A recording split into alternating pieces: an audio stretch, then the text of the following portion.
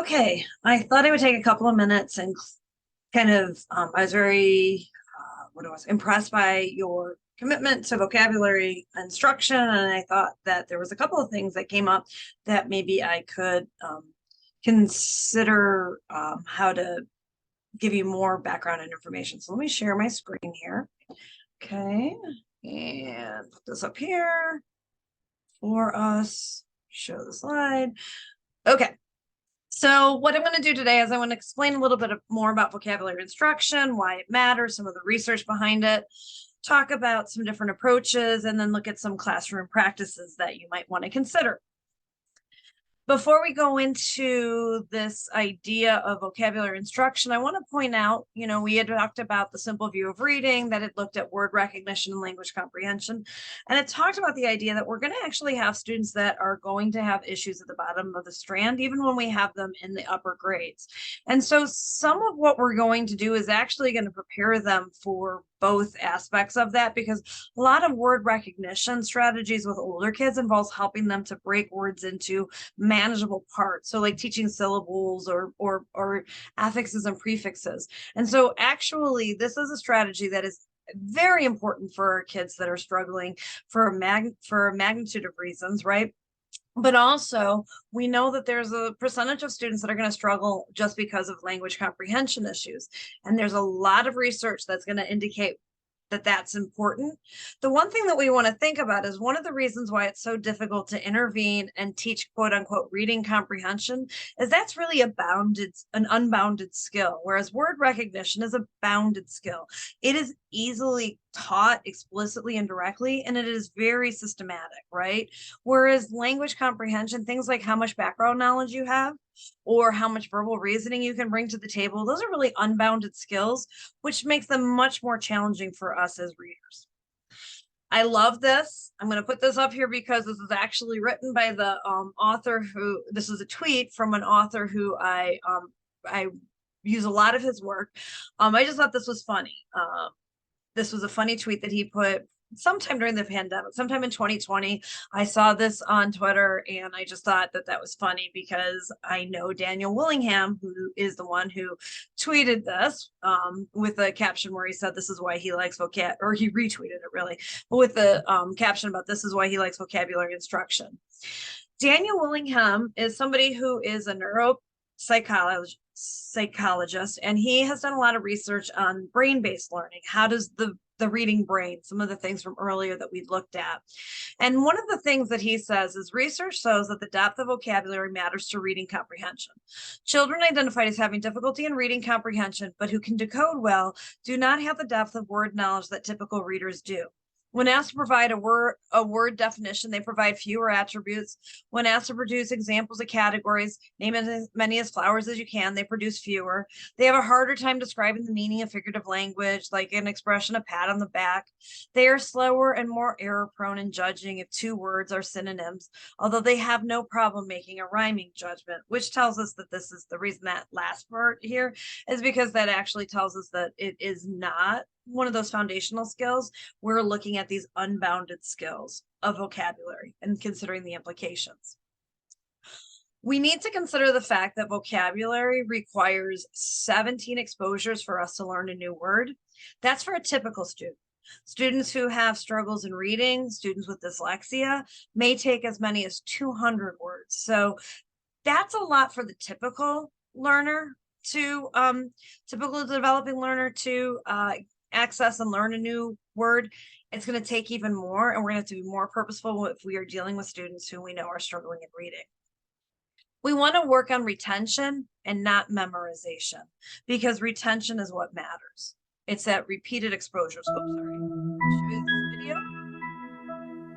This is a map of someone's brain, showing roughly which areas respond when they hear different words. For example, there's a small area in the middle frontal gyrus that reliably responds to hearing the word top. But it's not just one word, one location. A single word can activate a whole range of different brain regions. So we find the word top in a bit of brain that seems to respond to words associated with clothing and appearances. but also here with numbers and measurements, and here with buildings and places. We usually think of language as being restricted to certain sections, like the temporal lobe. So researchers were surprised to find activity all across the brain and in both hemispheres. The map was made by scientists at the University of California, Berkeley. They put volunteers in an MRI scanner and had them listen to stories for 2 hours. Back in the front again, deep, deep, and she pulls out a pack of matches that have been laundered at least once. By monitoring blood flow to different parts of the brain, they worked out which places were responding to the meaning of the words, the semantics. They found that different bits of the brain responded to different kinds of words and concepts. And they could group them into rough categories, shown here by the different colours. Dark green bits, for example, were most activated by words to do with numbers, red bits by social words.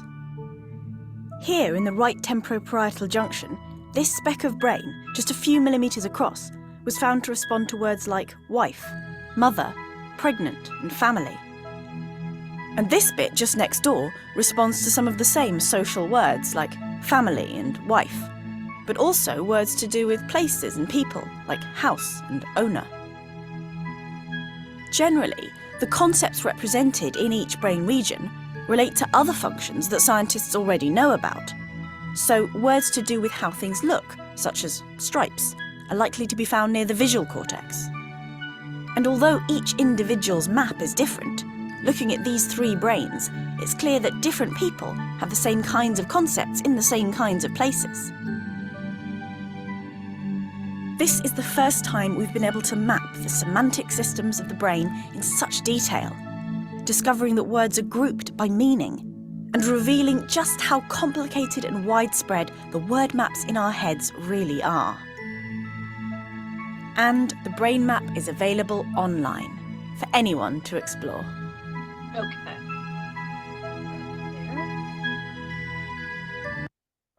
Oh, sorry. I don't know why I always have a hard time moving forward. So what I thought was important to understand about this particular video is just how complicated vocabulary retention is. We have to understand the various words, and we have to be able to access those various words, because really, when you think about it, the semantic maps, what they're doing is they're giving us insight into the kind of schema that our students are developing when we give them new words. So we need our students to just be washed in words. We need them to get a lot of vocabulary words in a short amount of time. And we need them to get even more words when they come from backgrounds where we know they've had limited exposure before school, because they're coming in with a gap. So this is, really, really important. To me, it becomes an issue of equity. So I found some of these statistics from the Colorado Department of Education's Reading First initiative, and I just thought that they blew me away. And I hope that they kind of help to contextualize what you're doing as teachers of adolescent learners. High knowledge 3rd graders have vocabularies equal to low performing 12th graders. Top performing high school seniors know 4 times the words of their lower performing classmates. First grade students from a high socioeconomic status know about twice as many words as students from the lower socioeconomic statuses. Students need to learn about 4,000 to 5,000 new vocabulary words a year. Obviously, we're not going to be able to do that with all directly. Vocabulary at the end of the 1st grade is a surprising indicator of a high school reading achievement. There are roughly 88,700 word families used in books up to the 12th grade. About half the words we read are the 107 highest frequency words. Another 5,000 words account for the next 45%, so that 90% of the words we read consist of about 5,100 words. That's why it's really important for us to think about the efficiency. Which words do we want to really spend time with? Are they going to be helpful or not? Are they going to be part of those 5,100 words? 300 to 5,000 words can be reasonably taught. That's 300 to 500 words can be reasonably taught through direct instruction, 8 to 10 words per week for 50 weeks per year. Most of the new words learned come from context. ELs and some students with reading challenges will rely more heavily on direct instruction. So what does research tells us works? We know that we need to directly and explicitly teach words in context. We know that we want to consider the use of conceptual maps, teaching students specific context clues. We want to select meaningful words to teach, so we don't want to necessarily teach everything. We want to consider increasingly independent reading for our students. We want to directly teach word learning strategies like how to use context clues to get the meaning of a word, how to use word structures to break down to understand the meaning of the word, like looking at roots and affixes and prefixes. And we want to connect new words to existing new knowledge. And that video is a prime example of why. If they can map onto existing knowledge, it's going to be easier for the brain to retain. We know that direct instruction works. We know that direct instruction in content learning works even more. So you can see the growth rate, right, on a test for students who have direct instruction of vocabulary, but the students did even better when it's within the content and it's contextualized for our students. So when we think about vocabulary learning, we want to think about it being intentional or incidental. It can be direct or indirect, but it's always going to be on purpose. So we're always washing our students and words. What does incidental and direct mean? That means that we want to think about when we are working with our students, we want to think about and respond to their questions, that they be ready to give them student-friendly definitions. We want to be able to rephrase directions to help students to understand maybe some of the things that we meant in our, especially if we're using complex vocabulary. We want to model things like looking up unknown or unfamiliar words. We want to model breaking down a word. We want to be able to teach these word learning strategies, but also model them. We also are going to be intentional and direct, and that's probably going to be our 8 to 10 words a week, that they're talking about. And this is when we're going to be explicit. We're going to make sure that we've planned for multiple exposures for the word. We're going to focus on words that have high impact for our students. And we're going to use words that prepare students for school and language and adult talk. I'll go over some of the strategies, but these are a lot of the things that you read in your text, in your journal articles. We also can think about vocabulary instruction as indirect and intentional, which means that we might sometimes purposely select readings that have really tough vocabulary as a way to try to stretch them, to try to expose them to more advanced vocabulary. We might use teacher language of targeted, in our teacher language in the classroom. We might really use targeted words in a way to emphasize them and their importance. We can think about vocabulary instruction as indirect and incidental. This is things like you might have your students listen to sophisticated audio text, such as a TED Talk or a Moth Radio Hour, that's going to use elevated diction. You might think about it in terms of independent reading, right? You want our students, because we cannot possibly teach 5,000 words in a year, what we want to do is we want to give them exposure to a lot of texts that are going to reinforce that vocabulary growth. I like to talk about my children, my own 3 children who are now in their 20s. They really loved the Lemony Snicket, A Series of Unfortunate Events. And those books were just full of really complex vocabulary. So they were good sources of that incidental learning. Now, we're going to do direct word learning, and we're going to do we're going to do direct instruction of vocabulary, and we're going to do word learning strategies. So I want to talk about the difference, and then we'll talk about what they might look like. Word learning strategies, unlike direct instruction, are strategies where you focus in on transferable skills, right? These are things that we want of our students when they encounter new words in their own independent reading. They can figure out, they have tools in their toolbox to figure out the meaning. And so these are things like word attack, where they look at context and they think about words with related meanings. Dictionary skills, where they know how to not just look up a dictionary, but actually how to read the dictionary, because sometimes you need a dictionary to understand a dictionary definition, right? And then these are the metacognitive strategies, helping them to kind of kind of slow down and identify when they don't know a word. So when do we teach vocabulary? We're going to teach vocabulary before our reading to preview. We're going to teach it during the reading. That's going to be our incidental often. That's going to be when student might ask us if we're doing a read aloud what a word means, or we might might intentionally use a vocabulary word, a targeted vocabulary word. And then we're going to make sure that they're using it after the reading. And that's usually going to be in the discussions and in the writings. This is going to be through the application of the vocabulary word.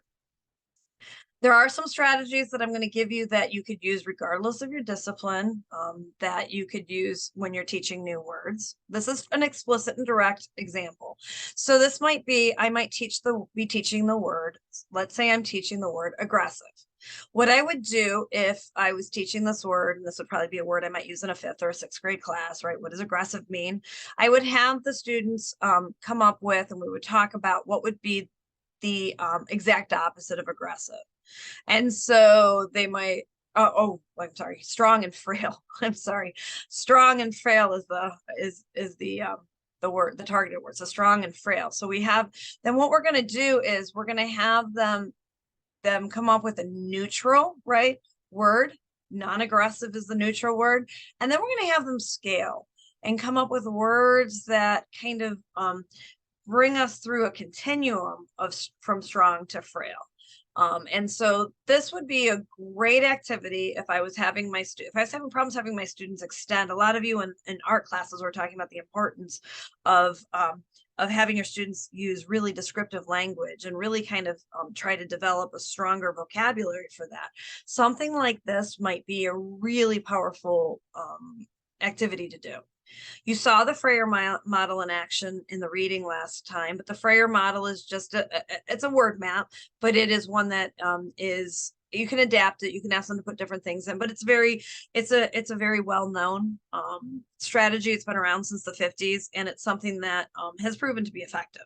So in the Freyer model, you have the students define the characteristic, define the word, give the characteristics, give examples and non-examples.